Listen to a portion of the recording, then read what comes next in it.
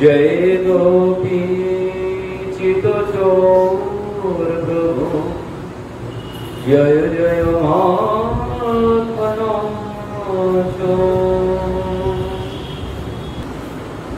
अनया राधितो नूनं भगवान् हरीश्वर यज्ञं विहाय गोविन्द हृदयमनाय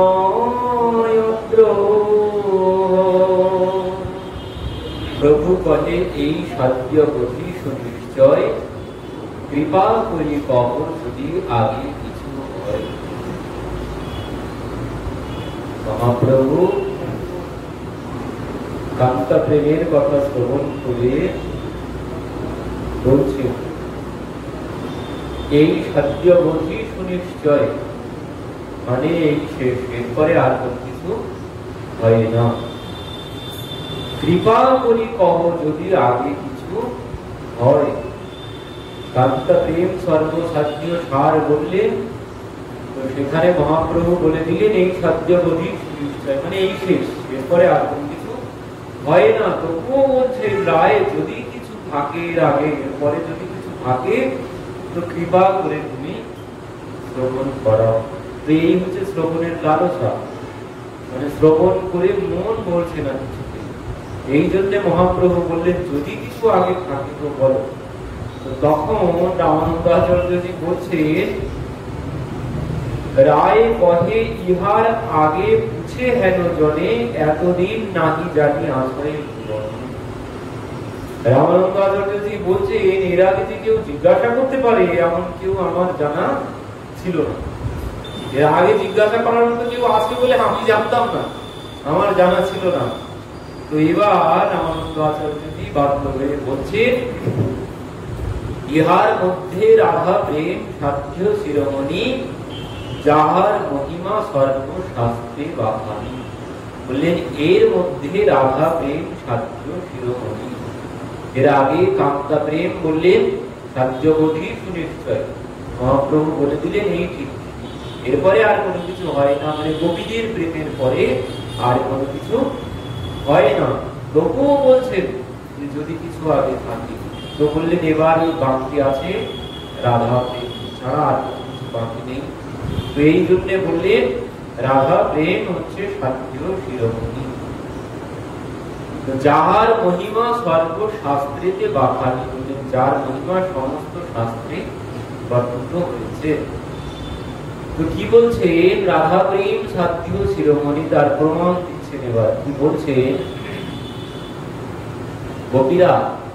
গোপীরাও বলেছেন সেই কথা। এই যে রাধা প্রেম সাধ্য শিরোমণি তার প্রথম প্রমাণ দেখাচ্ছেন। প্রথম প্রমাণ দেখালেন গোপীদের কথাতেই। ভাগবতে সেটি মানে যেটি সব থেকে বড় রহস্যের শ্লোক, মানে ভাগবতে সব থেকে বড় রহস্য হচ্ছে এটাই 18,000 শ্লোকের মধ্যে কোথাও প্রিয়াজির নাম নেই, তবে একটি মাত্র শ্লোক আছে যার মধ্যে প্রিয়াজির নাম আছে।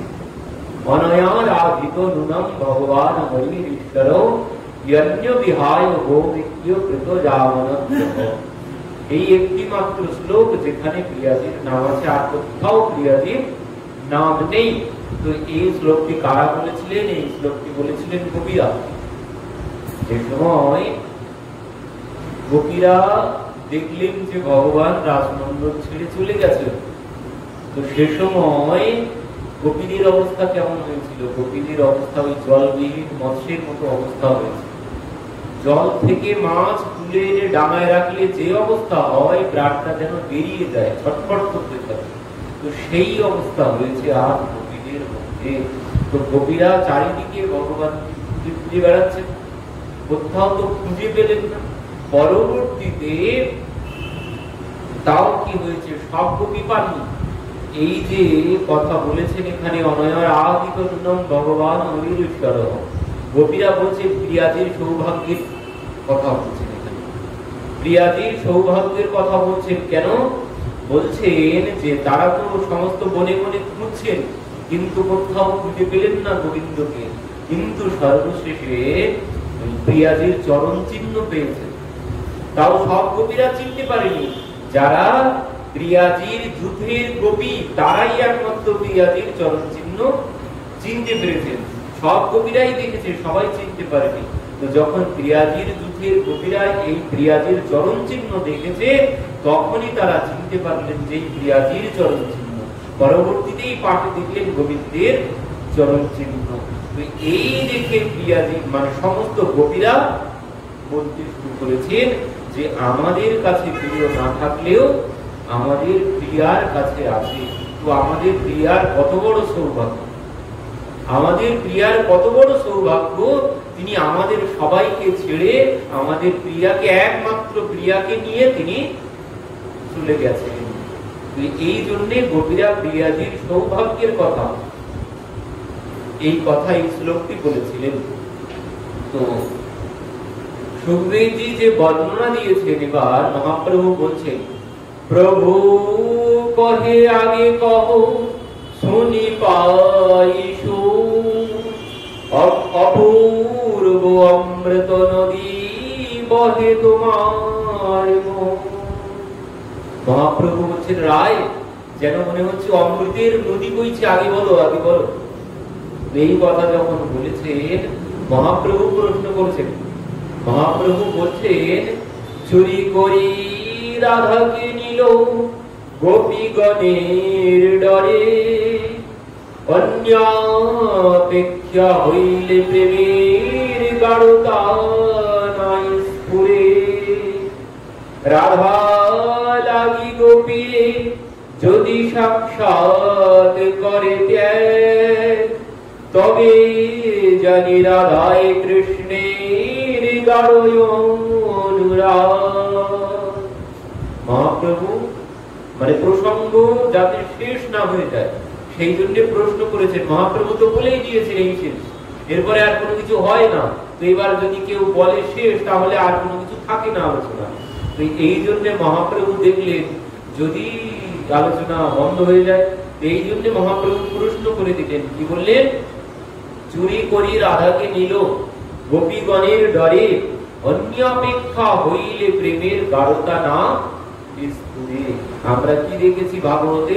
ভাগবতে সুখদেবজি বর্ণনা দিয়েছেন, যেখানে ভগবান প্রিয়াজিকে নিয়ে রাজমণ্ডল পরিত্যাগ করেছেন। প্রিয়াজিকে নিয়ে ভগবান রাজমণ্ডল পরিত্যাগ করেছে কেন? বলছেন সেই গোপীদের মধ্যে যখন কি বলছেন এখানে সুখদেবজি, তাসাম তৎসৌভগমদম বিক্ষমানম চ কেশবঃ প্রসমায় প্রসাদায় তত্ত্বৈর্বাদ্যর্ধীয়ত। কি বললেন? তাসাম তৎসৌভগমদম বিক্ষমানম চ কেশবঃ প্রসমায় প্রসাদায় তত্ত্বৈর্বাদ্যর্ধীয়ত। কি বলছেন? তাসাম তৎসৌভগমদম মানে ভগবান তাদের সবার মধ্যে মানে সমস্ত গোপীদের মধ্যে দর্শন করলেন কি? সৌভগমদম মানে সৌভাগ্যের মদ। সৌভাগ্যের মদ মানে অভিমান, অহংকার হয়েছে তাদের মধ্যে। তাদের সবার মধ্যে ভগবান দেখতে পেলেন যে তাদের সৌভাগ্যের অহংকার জেগেছে। আর কি বলছেন? বিক্ষমানম চ কেশবঃ।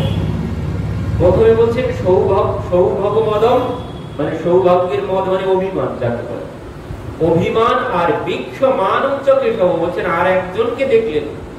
সবার মধ্যে দেখেছেন সৌভাগ্যের মদ হয়েছে মানে অভিমান জেগেছে, কিন্তু একজনাকে দেখলেন তার মধ্যে। ৩০০ কোটি বা ১০০ কোটি গোপীর মধ্যে তিনি একজনাকেই দর্শন করলেন, যার মধ্যে তিনি দেখলেন মান হয়েছে।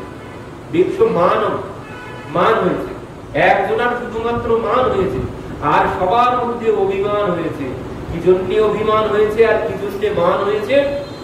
বলছে বাহু প্রসার পরিরম্ভ করাল পুরু নিবিস্তন লবণ নরমোন খাদ্রপাতই শল্যাবল গসিতৈর ব্রজ তরীনা উদ্যম ভয়ম রতিপতিম রময়ন চকার।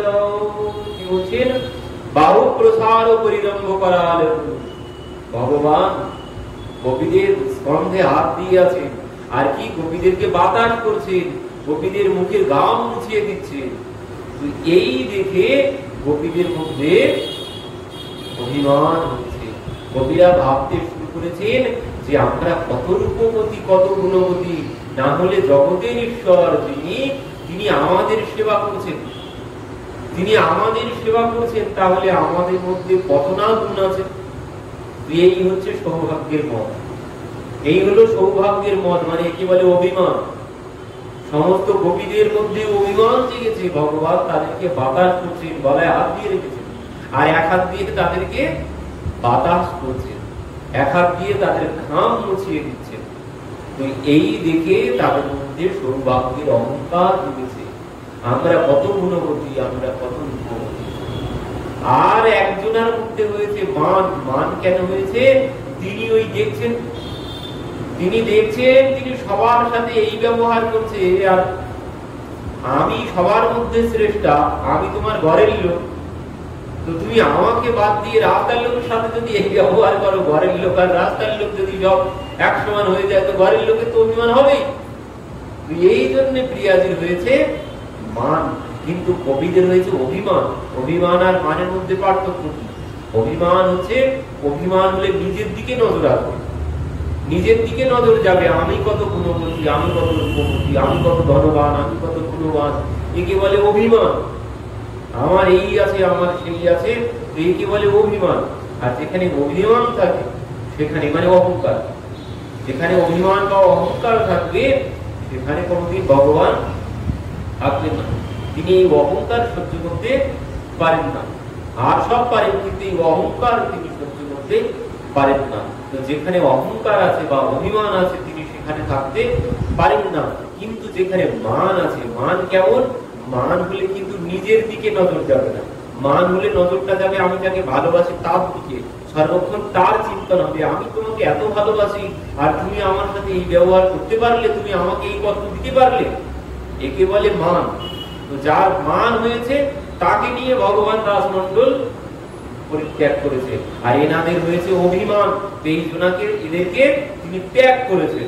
কেন বলছেন? ওই যে গোপীদের যে অভিমান, যে সৌভাগ্যের মত হয়েছে, এই জন্য তিনি সেই রাসমণ্ডল পরিত্যাগ করেছেন। কেন বলছেন? তিনি গোপীদের এই ভিতরের যে রোগ দেখা দিয়েছে, এই রোগ সারানোর জন্য কি বলেছিলেন সুখদেবজি?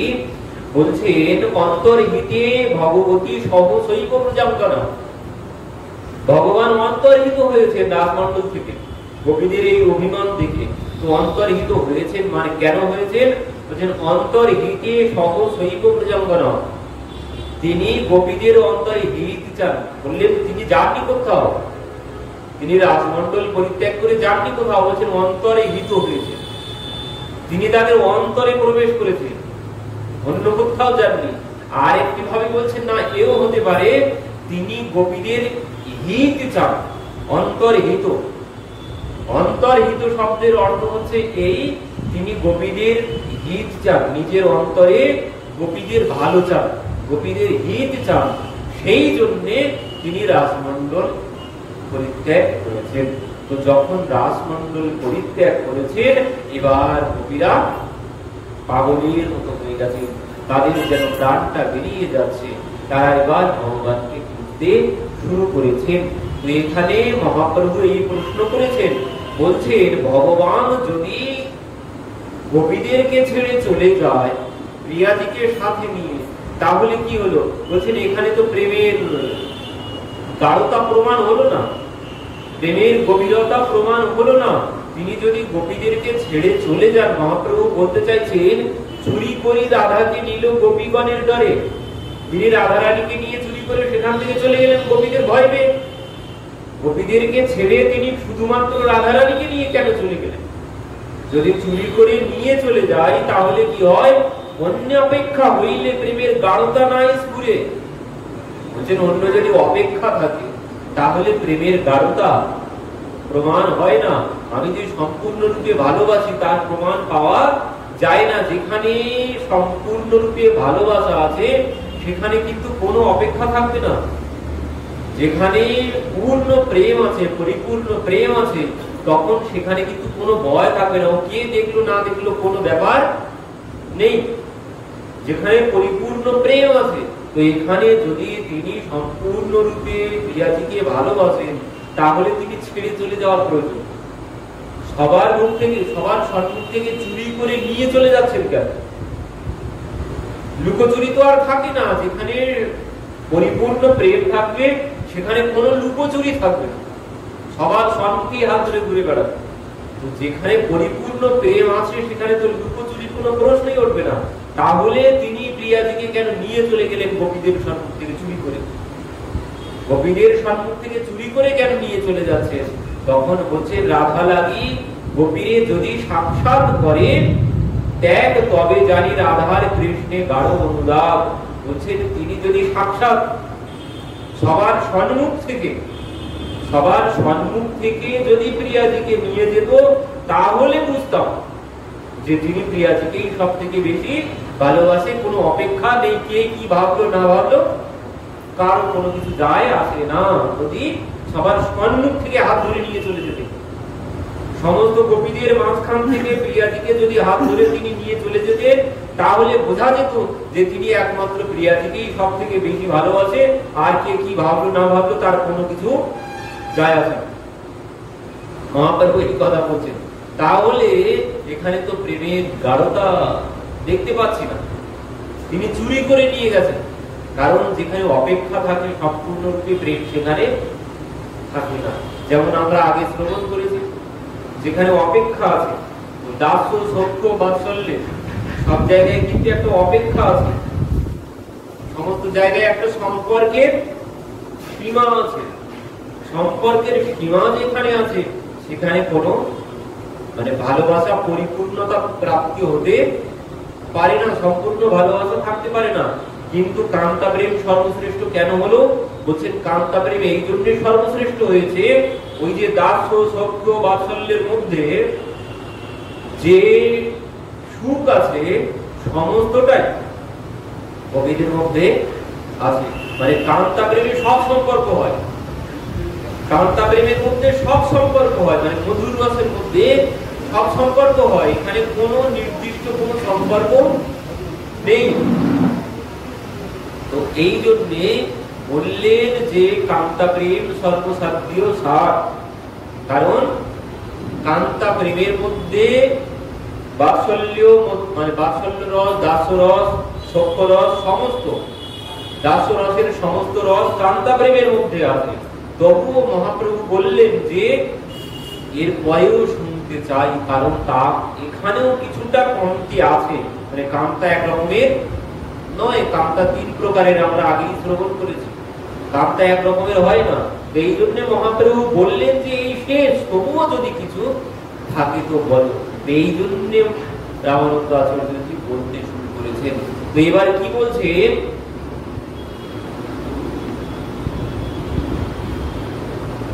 রায় কহে তা শুনে প্রেমের মহিমা ত্রিজগতে নাহি রাধা প্রেমের উপমা।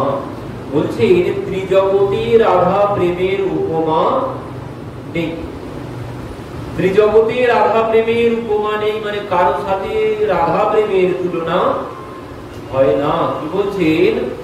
গোপীগণের রাস নৃত্য মন্ডলী ছাড়িয়া রাধা চাহি বনে ফিরি বিলাপ করিয়া। নাম রাসকে বোঝার বিষয় আছে। রাস সাধারণ কোনো বিষয় নয়। রাস একটু খুব ভালো করে গভীরে গিয়ে বুঝতে হবে।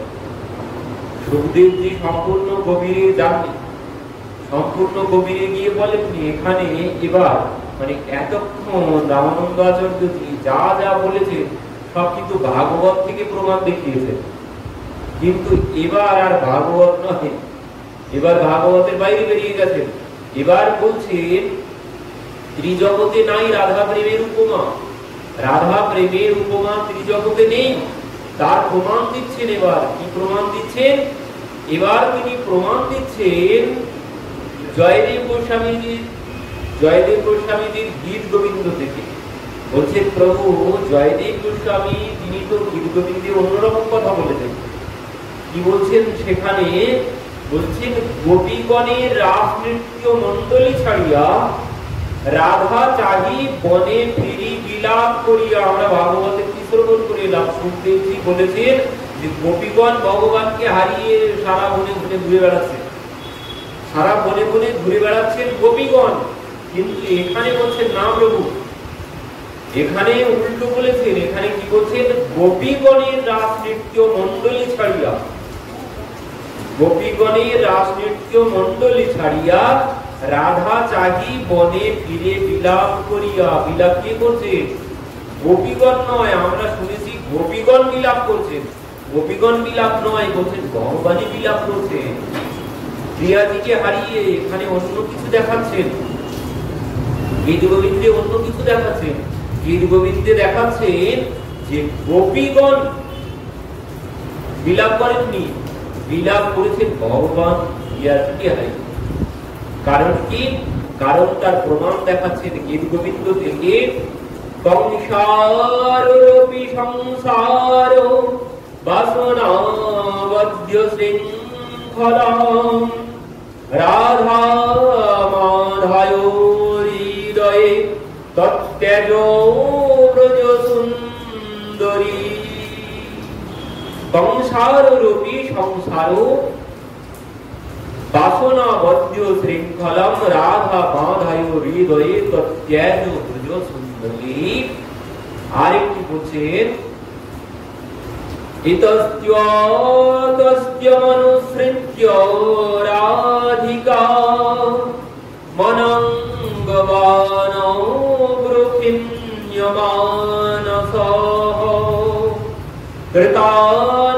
কৃতানুতাপস কালিন্দ্য নন্দিনী তটন্ত কুঞ্জে বিশ্বসাদ মাধব।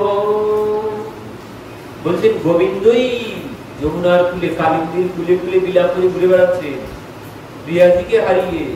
বলছেন গোবিন্দ প্রিয়াজিকে নিয়ে যাননি, প্রিয়াজি আগেই চলে গেছে। গোপীরা বিলাপ করেননি, ভগবানই প্রিয়াজিকে হারিয়ে বিলাপ করতে করতে ছুটেছে। এখানে এই রাস বলছেন সম্যক সার বাসনা গোবিন্দে, ভগবানের সম্যক সার বাসনা হচ্ছে এই রাস লীলার বাসনা। যার উপরে আর কোন, এই রাসের উপরে আর কোন রস নেই।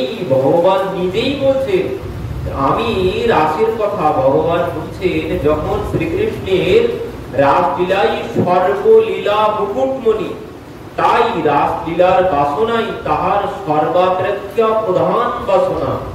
ভগবান বলছেন শ্রী রাধিকা কৃষ্ণের রাসক্রীড়ার একমাত্র, রাধিকা শ্রীকৃষ্ণের রাসক্রীড়ার বাসনার পরম আশ্রয় রূপা। শ্রী রাধিকা ব্যতীত রাসক্রীড়া অসম্ভব। ভগবান বলছেন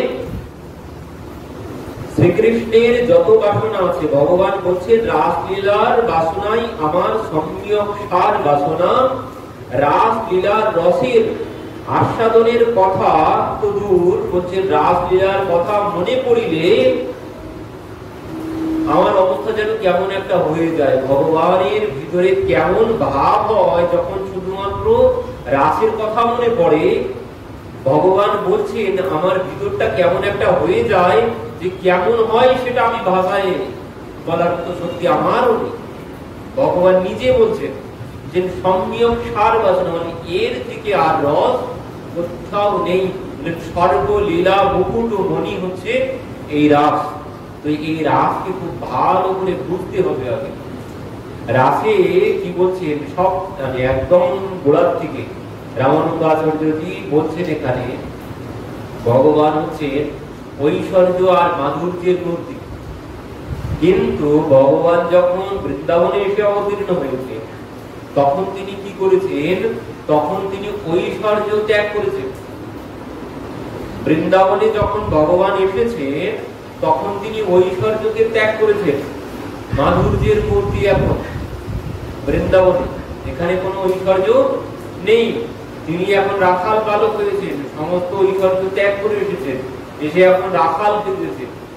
কিন্তু ত্যাগ করলে কি হবে? ঐশ্বর্যকে তিনি ত্যাগ করেছেন, কিন্তু বলছেন যেমন ওই পতিব্রতা রমণী, পতিব্রতা রমণীকে যদি তার পতি ত্যাগ করে, পতিব্রতা রমণীকে তার পতি যদি ত্যাগও করে দেয়, তার ভিতর থেকে পতির প্রতি যে ভালোবাসা, পতি যদি ত্যাগ করে দেয়, ত্যাগ করে দিলেও পতির প্রতি যে ভালোবাসা আছে ও ভালোবাসা যাবে না। যদি প্রকৃত পতিব্রতা রমণী হয়, তাকে যদি তার প্রতি ত্যাগও করে দেয়, তার ভিতর থেকে পতির প্রতি ভালোবাসা কিছুতেই যাবে। যদি পতিব্রতা রমণী হয়, এখনকার দিনে এই কথা আর কোনো ব্যাপার নেই। এখনকার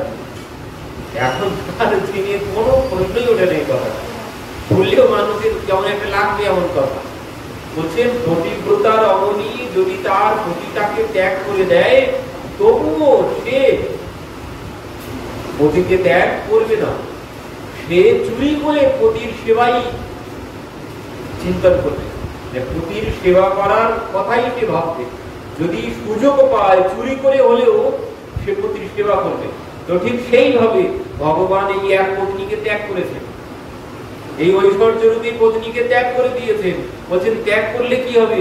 এই পত্নী সর্বক্ষণ সুযোগের আশায় বসে আছে, সুযোগ পেলেই চুরি করে এসে সেবা করে চলে যাবে। তো এই জন্যে কি হয়েছে, ভগবান যেমন মানে এই ঐশ্বর্য কখন সেবা করেন? বলছেন ভগবান যখন যেমন বাসনা করে, সেই বাসনা পূর্তি করে এই ঐশ্বর্য শক্তি। সঙ্গে সঙ্গে মানে কি, ভগবানের ভাবার আগেই বাসনা পূর্ণ করে চলে যায়। তো এই ঐশ্বর্য শক্তির দ্বারা কি হয়েছে, ভগবান যখন রাসের কথা চিন্তা করেছেন, সঙ্গে সঙ্গে চিন্তনের সাথে সাথে এই শক্তির দ্বারাই প্রিয়াজির আবির্ভাব হলো অঙ্গ থেকে, এই শক্তির দ্বারাই। তো এবার প্রিয়াজির যখন আবির্ভাব হয়েছে, প্রিয়াজির মনে জেগেছে আমি একা সুখী করতে পারবো না সেবা করে, আমার একার দ্বারা সেবা সুখ দেওয়া সম্ভব নয়। প্রিয়াজি যেই এই কথা ভেবেছে, ওই ঐশ্বর্য শক্তি এসে সঙ্গে সঙ্গে প্রিয়াজির ভিতর থেকে ওই 100 কোটি গোপী সৃষ্টি করে দিয়েছে। এবার এই সমস্ত গোপীদের সঙ্গে যখন ভগবান রাস উঠতে শুরু করেছেন রাসমণ্ডলে, তখন কি করেছেন, এবার এই মানে গোপীদের মনোবাসনা, এখানে কিন্তু বোঝার বিষয় আছে, ভগবানের মনোবাসনা কিন্তু কোনো কিছু নেই। গোপীদের যেমন বাসনা, ভগবানের মনের মধ্যে সেই বাসনা, মানে ভক্তের মধ্যে যেমন বাসনা হবে, ভগবানের মধ্যে সেই বাসনা হবে। তো গোপীরা যেমন ভেবেছে, যদি গোবিন্দকে নিজের করে পেতে পারতাম, এবার গোপীরা যেই ভেবেছে, ভগবানের মনেও ওই ভাবনা জেগেছে। গোপীরা যেমন ভাববেন ভগবানের মধ্যে, মানে ভক্ত যেমন ভাববেন, যে যথামাম প্রপদ্যন্তে, যে যেমন ভাবে আমার সেবা করবে আমি তার সেবা সেইভাবেই করব। তো গোপীরা যেভাবে ভেবেছেন, যদি একান্ত ভাবে আমি তাকে পেতাম, যেই ভেবেছেন, সঙ্গে সঙ্গে এই ঐশ্বর্য শক্তি কি করেছে, এবার ভগবানকেই ওই 100 কোটি রূপ দিয়ে দিয়েছে। এতক্ষণ গোপী হয়েছে, এরপর ভগবানকেই 100 কোটি রূপে সৃষ্টি করে দিয়েছে ওই ঐশ্বর্য শক্তিকে। আর কি আর আছে কিন্তু সেই যোগমায়া উপাশ্রিত, যোগমায়ার আশ্রয় তো আছেই। তো এবার কি হয়েছে, যোগমায়ার প্রভাবে কি হয়েছে, ঐশ্বর্য শক্তির প্রভাবে এবার যত গোপী ছিল তত গোবিন্দ হয়েছে। এবার যোগমায়ার প্রভাবে কি হয়েছে, এবার যত গোপী সবার কাছে একজন করে কৃষ্ণ আছে, এবার সবাই একসাথে নৃত্য করছে। এবার সমস্ত গোপীরা যোগমায়ার প্রভাবে ভাবতে শুরু করেছে যে গোবিন্দ শুধু আমার কাছেই আছে, আর কারো কাছে নেই। গোবিন্দ শুধু আমার কাছেই আছে, আর কারো কাছে নেই। এই কার জন্য ভেবেছে, যোগমায়ার প্রভাবে। আর কোনো কিছু ভাবতে দিচ্ছি না, তাদের মনকে একদম ওই বলে একটা যেন আছে, কি যেন একটা শব্দ আছে, মানে মনকে এমন করে দিয়েছে, হিপনোটাইজ না কি যেন একটা কথা আছে। তো মনকে এমন করেছে, তারা আর কোনো কিছু ভাবতে পারছে না, তারা ভাবছে গোবিন্দ শুধুমাত্র আমার কাছেই আছে, আর কারো কাছে নেই। আর কি হয়েছে, আর একটি বিশেষ যেটি ঘটনা, আর এই গোপীরা কিন্তু কারো দিকে চাইছে না। ভগবানকে যখন পাশে পেয়েছে তারা কিন্তু আর আশেপাশে কোনো দিকে তাদের নজর আর যাচ্ছে না, তাদের নজর একদম গোবিন্দে ফিক্সড হয়ে গেছে, ও নজর আর অন্য কোনো দিকে ঘুরছে না। আমার পাশে যে আর একজন আছে তার দিকে একটু তাকিয়ে দেখি, এমন কিন্তু কোনো বাসনা নেই গোপীদের মধ্যে, এমন কোনো বাসনা নেই। কারণ গোপীরা আগেই বলে রেখেছে, গোপীরা আগেই বলেছে বংশী বারো সাবরো পালক ডাক তো হেলেহু,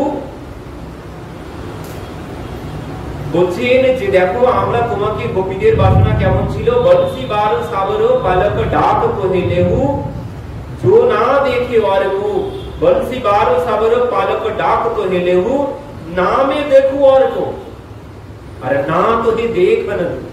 গোপীদের হচ্ছে এই বাসনা। কি বলছেন, গোপাল আমরা তোমাকে ওই আমাদের চোখের পলকের মধ্যে বন্দী করে রাখবো, আমরা আমাদের চোখের পলকের মধ্যে তোমাকে বন্দী করে রাখবো, আর আমরা কাউকে দেখবো না, আর তোমাকেও আর কাউকে দেখতে দেবো না। গোপীদের হচ্ছে এই বাসনা। তো এবার যখন তারা পেয়ে গেছে, আর কি অন্যদিকে দেখার কোনো প্রশ্নই ওঠে, আর কেউ কাউর দিকে ফিরেও তাকাচ্ছেন না, সবাই যে যার রসে এবার ডুবে হাবুডুবু খাচ্ছেন। ভগবানকে পেয়ে তাদের যেন মনোবাসনা তো পূর্ণ হয়ে গেছে, এই জন্য আর অন্যদিকে কেউ কোনো দিকে তাকাচ্ছেন না। কিন্তু এর মধ্যে কি হয়েছে, হঠাৎ প্রিয়াজির দৃষ্টি একটুখানি টলে গেছে, আর যেই টলে গেছে পাশে যেই নজর পড়েছে, তিনি দেখছেন যে অন্য গোপীর সাথে তিনি দাঁড়িয়ে আছেন, অন্য গোপীর কাঁধে হাত দিয়ে। এই দেখেই ভাবছেন তার মানে আমার কাছ থেকে চলে গেছে, ওই গোপীর পাশে গিয়ে দাঁড়িয়ে আছে, মানে নিজের পাশে যে আছে ওদিকে আর দেখতে তিনি পাচ্ছেন না, কারণ ওখানে যোগমায়া আছে। নিজের পাশেরটা আর তিনি নজর ঘোরাতে দিচ্ছেন না। এবার তিনি ওই পাশে যখন দেখছেন যে অন্য গোপীর পাশে দাঁড়িয়ে আছে, এবার ওখান থেকে আর এক গোপীর দিকে তাকিয়েছেন, দেখছেন তার কাছে চলে গিয়েছে। এবার প্রিয়াজি ভাবছেন, বাহ, ইনি তো সবার মনোবাসনা পূর্ণ করছেন, আমাকে বাদ দিয়ে ইনি সবার মনোবাসনা পূর্ণ করছেন। এই বামা নায়িকা হচ্ছেন প্রিয়াজি। এই বামতা এবার জেগেছে, তিনি ভাবছেন ইনি সবার মনোবাসনা পূর্ণ করছেন। এবার প্রিয়াজি সবার দিকে নজর দিয়েছেন, সবার মনোবাসনা তিনি পূর্ণ করছেন, আমার কাছ থেকে চলে গিয়েছেন। এবার প্রিয়াজি কি ভাবতে শুরু করেছেন, প্রিয়াজি ভাবছেন যে কৃষ্ণ কত শর্ট, কত বড় লম্পট, কত বড় মায়াবী, সবার মনোবাসনা এইভাবে পূর্ণ করছে, এইভাবে তিনি আনন্দ উপভোগ করছেন আমাকে ছেড়ে দিয়ে। এই ভেবে প্রিয়াজি কি করেছেন, ওই মনে কষ্ট পেয়ে প্রিয়াজি সেই রাসমণ্ডল পরিত্যাগ করেছেন। এবার রাসমণ্ডল যেই পরিত্যাগ করেছে, সঙ্গে সঙ্গে কি হয়েছে, সঙ্গে সঙ্গে রাস নৃত্য বন্ধ হয়ে গেছে, রাস নৃত্য বন্ধ হয়ে গেছে। তো প্রিয়াজির মধ্যে যে এই অভিমান, বলছেন ক্রোধ কৈরাস ছাড়ি গেলামান করি, তারে না দেখিয়া ব্যাকুল হইল শ্রী হরি, সম্যক সার বাসনা কৃষ্ণের রাসলীলা, রাসলীলা বাসনাতে রাধিকা শৃঙ্খলা। এই বলছেন সম্যক সার বাসনা কৃষ্ণের রাসলীলা, রাসলীলা বাসনাতে রাধিকা শৃঙ্খলা। রাসলীলার শৃঙ্খলকে, রাসলীলার শৃঙ্খল হচ্ছে প্রিয়াজি। আমরা আগে মানে রাস শুরু হওয়ার আগে কি দেখেছি, রাস শুরু হওয়ার আগে ভগবান যখন বাঁশি বাজিয়েছেন, বাঁশি শ্রবণের সাথে সাথে গোপীরা সবাই এসে উপস্থিত হয়েছে। এবার গোপীরা যখন এসেছে, ভগবান গোপীদের সাথে নানান রকমের কথা বলছেন, স্বাগতম স্বাগতম গো মহাভাগা, প্রিয়ম কম প্রিয়ম কিম করবানি বলো, সবাইকে বলছেন স্বাগতম, এসো এসো এসো। এবার বলছেন বলো তোমরা কি জন্য এসেছো, সবাইকে বলছেন এসো। এবার বলছেন যে সবাই এসেছে, এবার বলছেন বলো তোমরা কি জন্য এসেছো। তোমাদের জন্য আমি কি করতে পারি? তিনি যে ডেকেছেন তাই তারা এসেছে, কিন্তু এবার ভগবান বলছেন বলো তোমরা কি জন্য এসেছো? এই তো ভক্তিগণের মধ্যে গেল মাথা খারাপ হয়ে, তুমি যে ডাকলে আমরা তাই এলাম, আবার জিজ্ঞাসা করছো কি জন্য এসেছি? এবার ভগবান নানা রকমের কথা বলছেন গোপীদের সাথে, বলছেন ও বুঝতে পেরেছি তোমরা এই পূর্ণিমার চন্দ্র দেখতে এসেছো, চন্দ্র দেখতে এসেছো। বলছেন আবার বলছে কি ও বুঝতে পেরেছি পতির সাথে কি ঝামেলা হয়েছে। পতির সাথে যতই ঝামেলা হোক, পতিব্রতা রমণীর ধর্ম হচ্ছে পতির সেবা করা। তো তোমরা কেন এই মধ্যরাত্রিতে, জানো এই বনে জঙ্গলে কত হিংস্র প্রাণী আছে, তোমরা কি জন্য এসেছো? সেখানে নানান রকমের কথা বলেছে। কেন বলেছে? কারণটা কি? কারণটা হচ্ছে তার ওই প্রিয়াজি আসেনি, তাই যেই প্রিয়াজি এসেছে আর কিন্তু কোনো কথা বলে, সঙ্গে সঙ্গে রাস শুরু করেছে। কিন্তু এতক্ষণ প্রিয়াজি আসেনি তাই টাইম পাস করছে, নানান রকম কথা বলে। এই জন্যে প্রিয়াজি যতক্ষণ না এসেছে রাস শুরু হয়নি, তিনি শুরু করতে পারেননি। তো এবার যেই প্রিয়াজি চলে গেছে তাহলে রাস কি করে হবে? এই জন্যে বলে যেই প্রিয়াজি ক্রোধ করে রাস ছেড়ে চলে গেছে, সঙ্গে সঙ্গে সেই রাসের শৃঙ্খল কেটে গেছে। তখন কি বলছেন? তাহা বিনু রাস লীলা নাহি ভাই চিতে, মন্ডলী ছাড়িয়া গেলা রাধা অন্যের পিতে। ভগবান রাসমন্ডল পরিত্যাগ করেছে। তো আগে রাসমন্ডল কে পরিত্যাগ করলো? প্রিয়াজি। আগে প্রিয়াজি রাসমন্ডল পরিত্যাগ করেছে, আর যেই রাসমন্ডল পরিত্যাগ করেছে সঙ্গে সঙ্গে ওই লাইট বন্ধ হয়ে গেছে। প্রিয়াজি যতক্ষণ ছিল সঙ্গে সঙ্গে ওই মানে বাসনা, সেবা, সুখ, সুখ কিন্তু ততক্ষণ ছিল। গোপীগণ সম্পূর্ণরূপে সুখ দিতে পারে না। যতই কারেন্টের আলো না হলে, ও যতই আলো জ্বালি না কেন, ওর সমান হবে না। তো গোপীগণের অবস্থা ওই প্রিয়াজি যেই চলে গেছে মানে লোডশেডিং হয়ে গেছে। তো প্রিয়াজি যাওয়া মানে লোডশেডিং। গোবিন্দের আর ভালো লাগছে না, অন্য আলোতে আর ভালো লাগছে না, ওতে আর মন ভরছে না। তো এই জন্য তিনি এবার ছুটতে শুরু করেছেন, প্রিয়াজিকে খুঁজতে শুরু করেছেন। তো এবার বলছেন তাহলে তো এত গোপী ছিল তাদের দিয়ে তো রাস করা যেত। বললেন না, তাদের দিয়ে রাস করা সম্ভব নয়। বললেন শত কোটি গোপীতে নহে কাম নির্বাপন, ইহাতে অনুমানের অধিকার গুণ। এই গোপী দিয়ে রাস সম্ভব নয়। সমস্ত গোপী থাকলেও প্রিয়াজি ছাড়া কোনোদিন রাস হবে না। কেন হবে না?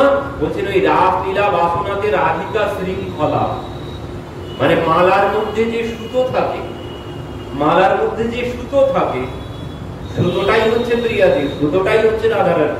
আর এই গোপীগণ হচ্ছে পুষ্প, গোপীগণ হচ্ছে ফুল, আর সুতোটা হচ্ছে প্রিয়াজি। যেই সুতো ছিঁড়ে গেছে ও ফুলের আর কোনো দাম নেই, সব ভূমিতে টপটপ করে পড়ে যাবে। এই জন্য প্রিয়াজি যেই চলে গেছে রাস বন্ধ হয়ে গেছে। ভগবান এবার প্রিয়াজিকে খুঁজতে শুরু করেছেন। তো প্রিয়াজির মধ্যে বসে ক্রোধ করি, রাস ছাড়ি গেলা মান করি। প্রিয়াজি ক্রোধ কেন করবেন? প্রিয়াজি ক্রোধ কেন করতে যাবেন?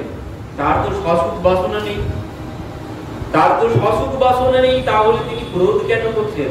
তো বলছেন হ্যাঁ, প্রিয়াজির মধ্যে সসুখ বাসনার গন্ধ মাত্র নয়। সসুখ বাসনা মানে নিজের সুখের কোনো বাসনা নেই। গোবিন্দ যে তাকে ছেড়ে চলে গেছে তার জন্য তিনি কষ্ট পেয়ে চলে গেছেন। বলছেন না, প্রিয়াজির মধ্যে সসুখ বাসনার কোনো বাসনা নেই, বাসনার গন্ধ মাত্র নেই, তাহলে ক্রোধ কেন করছেন? বলছে এখানে ক্রোধ কি? এখানে যে ক্রোধ প্রিয়াজি করেছে সেটি আর কিছু নয়। বললেন সেটি হচ্ছে প্রেমের একটি ধর্ম। প্রিয়াজি যেটি করেছেন সেটি হচ্ছে প্রেমের একটি ধর্ম। প্রেমের স্বভাব কেমন? প্রেমের স্বভাব বক্রগতি। প্রেম কোনদিন সোজাসুজি চলে না। প্রেম সর্বক্ষণ বক্র, মানে সর্পের মতো। কি বলছেন? আহিরিব গতি প্রেম না, আহিরিব মানে সর্প। আহিরিব গতি প্রেম না স্বভাব কুটিলা হবে, যত হেতুরশ্চ জরুর মাম উদঞ্চতি। বলছেন এই প্রেম কোনদিন সহজ সোজা পথে চলে না, সর্বক্ষণ বক্র পথে চলে। তো এ কখন? মানে একজন যখন অনুকূল হবে আর একজন তখন প্রতিকূল হবেই। প্রেমের এটাই ধর্ম। আর এতে কি হয় বলছেন, এতে প্রেম আরো বেশি করে গভীরতা বাড়ে, এতে প্রেমের গভীরতা আরো বাড়তে থাকে। তো এই প্রেমের ধর্ম, প্রিয়াজির মধ্যে মানও হয়নি, প্রিয়াজির মধ্যে অভিমানও হয়, তার মান অভিমান কোনটাই নেই। গোবিন্দ যে আমার কাছে নেই তাতে তিনি অভিমান করেছেন, তাতে তিনি মান করেছেন কোনটাই না, তার কোনো মানও নেই, তার কোনো অভিমানও নেই। অন্যের কাছে আছে তার জন্য তার কোনো কষ্ট নেই। তাহলে যে এটি একমাত্র প্রেমের ধর্ম, অন্য কোনো কিছু নয়। মান অভিমান কোনটাই নেই তার মধ্যে, কারণ তিনি গোপীদের মধ্যে আছে, গোপীদের মধ্যে মান অভিমান আছে। গোপীরা যখন শোনে যে গোবিন্দ চন্দ্রাবলীর কুঞ্জে গেছে, আর গোপীদের মনের মধ্যে হায় হায় চন্দ্রাবলীর কাছে গেল, আমার কাছে এলো না। এই মান অভিমান এখানে আছে, গোপীদের মধ্যে আছে। কিন্তু প্রিয়াজি এই কথা শুনে তার মধ্যে কোনো অভিমান নেই, প্রিয়াজির মধ্যে কোনো অভিমান হয় না। প্রিয়াজি কি ভাবে? প্রিয়াজির একটাই ভাবনা জাগে, প্রিয়াজি ভাবেন সে যেখানেই থাকুক কিন্তু তাকে সম্পূর্ণরূপে কেউ সুখ দিতে পারবে না আমি ছাড়া কেউ তাকে সুখী করতে পারবে না সম্পূর্ণরূপে। তাহলে সে কত কষ্ট পাচ্ছে এটাই ভাবে প্রিয়াজি, আর কোনো কিছু ভাবে। তো এখানে যে ক্রোধের কথা হচ্ছে, যে এই ক্রোধ শশুর বাসনার জন্য নয়, প্রিয়াজির মধ্যে যেটি হয়েছে সেটি হচ্ছে প্রেমের একটি বৈচিত্র্য, প্রেমের একটি অঙ্গ। এটি প্রেমের অঙ্গ, এই প্রেম সর্বক্ষণ কুটিল স্বভাবের, এর প্রেমের বৈচিত্র্য, আর এতে প্রেমের গভীরতা বাড়ে। তো এটাই হয়েছে প্রিয়াজির মধ্যে, অন্য কোনো মান অভিমান কোনো কিছু হয়নি। কারণ আমরা দেখেছি প্রেমের যে ধর্ম গোপীদের মধ্যেও আছে, এই ধর্মের কথা গোপীরা ভগবানকে বলছেন। একদিন এক গোপী রাস্তা দিয়ে যাচ্ছে, এখন ভগবান সেই গোপীকে দেখে, গোপাল গোপীকে দেখে কি করেছে, দৌড়িয়ে এসেছেন বাইরে। এসে ভগবান কি করেছে, ওই গোপীর আঁচল ধরে টানতে শুরু করেছে। এবার যেই আঁচল ধরে টানছে, গোপী কি বলছেন, মুঞ্চঞ্চল চঞ্চল কষ্ট লোকম বালসি না লোকয়ম অসে কলঙ্কিয়ম। গোপাল আঁচল ছেড়ে দাও, কে কোথায় দেখবে, তোমার কি কলঙ্কের কোনো ভয় নেই, কে কি বলবে তার কোনো ঠিক নেই, তো গোপাল তুমি আমার আঁচল ছেড়ে দাও। এবার যেই বলেছেন ছেড়ে দিতে, গোপাল সঙ্গে সঙ্গে ছেড়ে দিয়েছে, ছেড়ে দিয়ে তার মতো চলে যাচ্ছে। এবার যেই আঁচল ছেড়ে চলে যাচ্ছে, গোপী কি বলছে, গোপী বলছে গোপাল গোপালন পণ্ডিতোসি ভাবম না জানাসি বিলাসিনী নাম। বলছেন গোপাল গোপালন পণ্ডিতোসি, তুমি ওই গোচারণই করতে জানো, তোমার মধ্যে প্রেম, তুমি প্রেমের ভাষা তুমি বোঝো না। ওই যে যেই কাছে এসেছিল তখন বলছেন অভিমান করে যে তুমি আমাকে ছেড়ে দাও, আঁচল ধরো না, কেউ দেখবে। তার মনের বাসনা ছিল যেন আরো বেশি করে ধরে, কিন্তু মুখে বলছে যে তুমি আঁচল ছেড়ে দাও, তোমার কি কোনো কলঙ্কের ভয় নেই।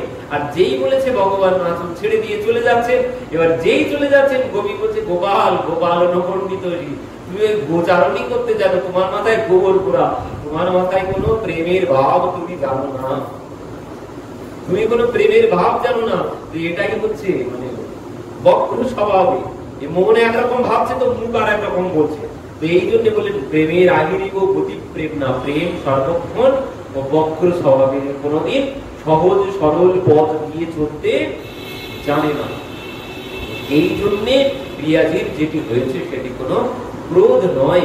তো তাহা বিনু রাসলীলা নাহি ভাই চিতে, মণ্ডলী ছাড়িয়া গেলা রাধা অন্বেষিতে, ইতস্তত ভ্রমি কাহা না রাধা না পাইয়া বিষাদ করেন কাম বানে খিন্ন হইয়া।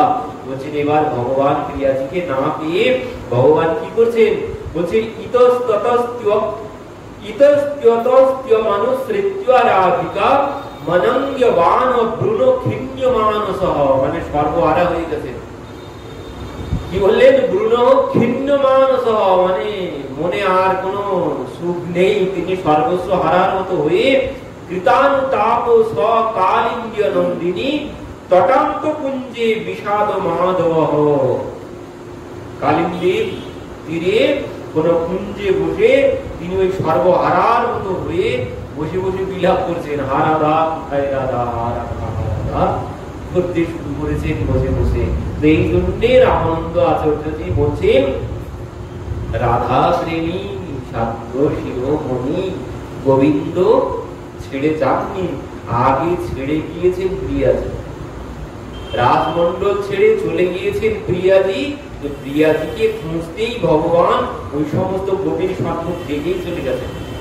সমস্ত গোপীর সম্মুখ থেকেই ভগবান রাজমন্ডলী ছেড়ে চলে গেছেন প্রিয়াজিকে খোঁজার জন্য। বিষাদ পরের কাম বনে ক্ষিন্ন হইয়া, বলছেন ওই কামের বানে ক্ষিন্ন হয়ে ভগবান বিলাপ করতে শুরু করেছেন কালিন্দির পাশে কুঞ্জে বসে বসে। তো এখানে বলছেন এই যে কাম বানে ক্ষিন্ন হয়ে, এ কিন্তু এই জাগতিক কামের কথা এখানে বলা হয়নি। যদিও কি বলছেন এখানে, এই স্থলে যে কামের কথা বলা হইল তাহা প্রাকৃত কাম নহে, ইহা প্রেমের একটি বৈচিত্র্য বিশেষ। কামের তাৎপর্য নিজের সুখ। কৃষ্ণ এই স্থলে নিজের সুখের নিমিত্ত চঞ্চল হইয়া শ্রীরাধার অনুসন্ধানে বাহির হন নাই। প্রিয়াজিকে চলে গেছে, প্রিয়াজিকে খোঁজার জন্য গোবিন্দ বেরিয়েছেন। তো বলছেন এখানে কিন্তু ভগবান নিজের সুখের জন্য প্রিয়াজিকে খুঁজতে বার হননি। ভগবান নিজের সুখের জন্য প্রিয়াজিকে খুঁজতে বার হননি। কি বলছেন, শ্রীরাধার যেমন কৃষ্ণকে সুখী করার নিমিত্ত উৎকণ্ঠা, শ্রীরাধার যেমন গোবিন্দকে সুখী করার উৎকণ্ঠা, কৃষ্ণেরও তেমনি শ্রীরাধাকে সুখিনী করার উৎকণ্ঠা। মানে যে যথাবম প্রপদ্যন্তে, সমস্ত গোপীদের থেকে প্রিয়াজির বাসনা সব থেকে বেশি ভগবানকে সুখী করার। তো এই জন্য টেনে নিয়ে চলে গেছেন ভগবান। কিন্তু নিজের সুখের জন্য প্রিয়াজিকে খুঁজতে যাননি। প্রিয়াজি যে সুখী করতে চাইছে ভগবানকে, তো সেই সুখটাই ভগবান প্রিয়াজিকে প্রদান করার জন্য তিনি তাকে খুঁজতে গেছেন, নিজের সুখের বাসনাতে নয়। তো এখানে বলছেন শ্রীরাধার প্রতি কৃষ্ণের প্রেম হইতে এই উৎকণ্ঠার উদ্ভব, এই প্রেম জনিত উৎকণ্ঠাকেই এখানে কাম বলা হয়েছে। তো শ্রীরাধিকা নিজ অঙ্গ দ্বারা সেবা করিয়া শ্রীকৃষ্ণকে সুখী করিতে চাহেন, তাহার প্রেমের বশীভূত হইয়া শ্রীকৃষ্ণ নিজ অঙ্গ দ্বারা সেবা করিয়া অথবা শ্রীরাধার প্রার্থিত সেবা দান করিয়া শ্রীরাধার শুভ সম্পাদন করিতে উৎকণ্ঠিত। এই প্রেমের উপরে আর কোনো কিছু হয় না। কারণ গোপীগণই পারে মানে সর্ব অঙ্গ দিয়ে ভগবানের সেবা করতে। একমাত্র গোপীগণই পারে সর্ব অঙ্গ দিয়ে সেবা করতে ভগবানের। আর কিন্তু সখারাও পারে না, মাও পারবেন না, আর কেউ পারবেন না, দাসও পারবেন না। কারণ কি বলছেন, এই যে গোপীগণ তারা নিজ অঙ্গ দিয়ে সেবা করেন। মানে কি বলছেন, তারা যে সাজগোজ করেন, যে চুলের বেনুনিটা করেন, চোখে যে কাজল করেন, সে কাজলটা তারা কি জন্য করেন? সে কাজলটা তারা ভগবানকে সুখী করার জন্য। তিনি যেন আমাদেরকে দর্শন করে সুখ পান। রূপ দর্শন করলে সুখ হয়। তো সেই জন্য তারা গোবিন্দকে সুখী করার জন্য, তারা কিন্তু নিজের জন্য সাজেন না। তো মা কি সাজবে নিজের ছেলেকে আনন্দ দেওয়ার জন্য? এখানে নেই। মানে সর্ব অঙ্গ দিয়ে ভগবানের সেবা করতে পারবে না মা, সখারাও পারবে না, দাসও পারবে না। কিন্তু গোপীরা পারে। এখানে তারা নিজ অঙ্গ দিয়ে সেবা করতে পারে। মানে কি, তারা যা কিছু সাজগোজ যা কিছু করেন ভগবানকে সুখী করার জন্য। তিনি যেন আমাদেরকে দেখে সুখ পান, তার যেন নয়নে সুখের অনুভব হয়, এই জন্য গোপীরা সাজগোজ করে। আর একে বলে নিজ অঙ্গ দিয়ে সেবা। জাগতিক কামের কথা এখানে বলা হয়নি। এখানে বলছেন পরিষ্কার করে, তাহার প্রেমের বশীভূত হইয়া শ্রীকৃষ্ণ নিজ অঙ্গ দ্বারা সেবা করিয়া অথবা শ্রীরাধার প্রার্থিত বাসনা দান করিয়া শ্রীরাধার শুভ সম্পাদন করিতে উৎকণ্ঠিত।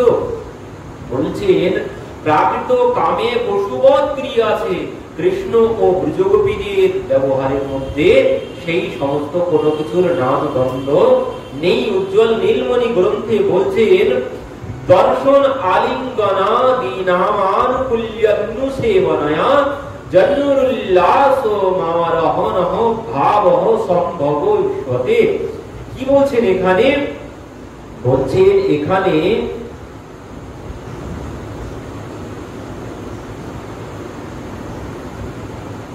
শ্রীকৃষ্ণ ও ব্রজ সুন্দরীদের ব্যবহার পরস্পরের সুখের নিমিত্ত, পরস্পরের দর্শন, আলিঙ্গন, চুম্বন আদি আছে বটে, কিন্তু পশুবৎ শৃঙ্গার নাই।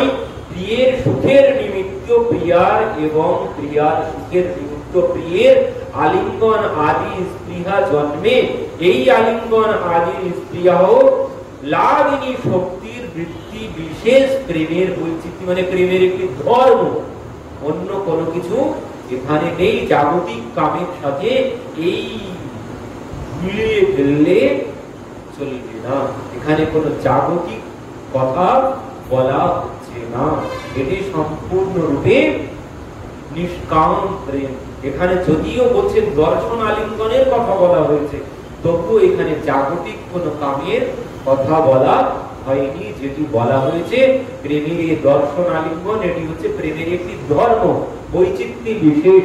তো আরো ভালো করে বলছে যে ভগবান যিনি রসবৈষহ, তাই ভগবানের স্বরূপ তো নির্বিকার, তিনি তার মধ্যে ক্ষুধা তৃষ্ণা কোনো কিছুই নেই। ভগবানের মধ্যে কোনো ক্ষুধা তৃষ্ণা কোনো কিছু নেই,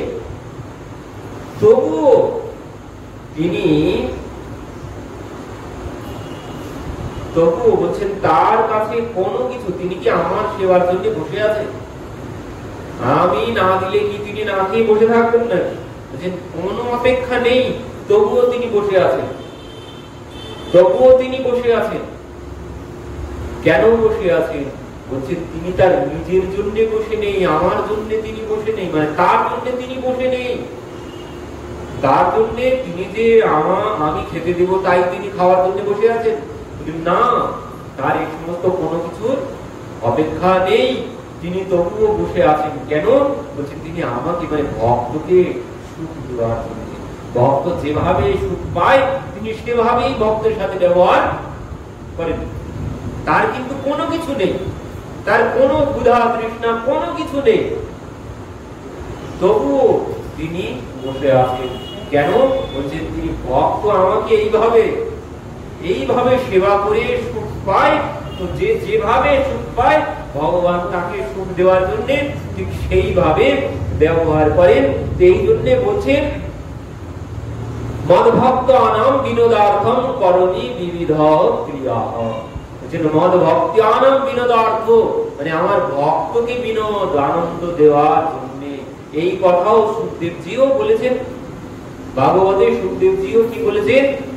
অনুগ্রহায় ভক্তানাম মানসম দেবমাস্তিতঃ ভজতে তাদৃশী ক্রীড়ায়াম তৎপর তৎশ্রুত্য তৎপর ভবে। বলছেন আমার ভক্তকে আমি আনন্দ দেওয়ার জন্য এই রাসলীলা করেছি। পরীক্ষিত মহারাজ প্রশ্ন করেছিলেন ভগবানের তাহলে কি প্রয়োজন আছে এই রাস করা?